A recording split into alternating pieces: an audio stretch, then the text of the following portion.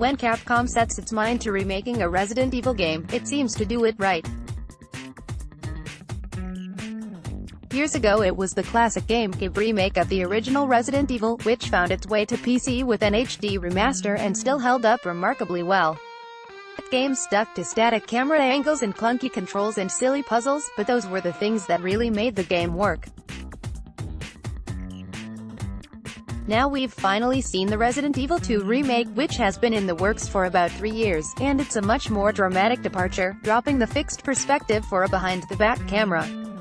That camera may make the RE2 remake seem like it's going down the action game path, but watch a few minutes of the gameplay footage above and you'll get pure survival horror vibes.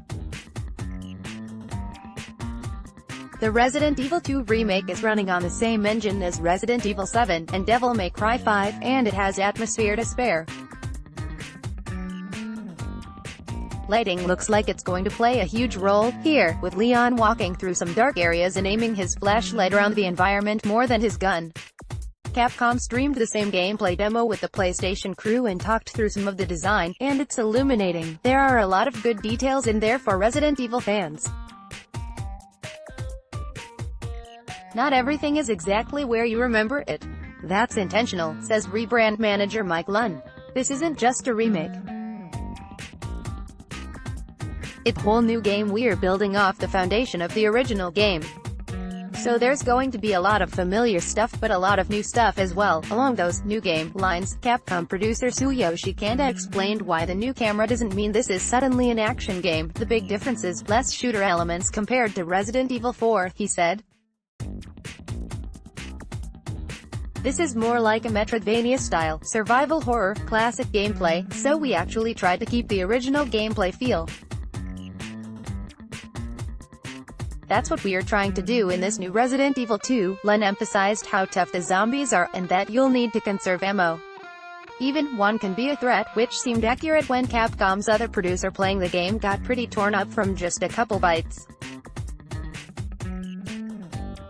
Some more interesting details, Claire and Leon have separate campaigns this time around, instead of the simpler A and B scenarios of the original.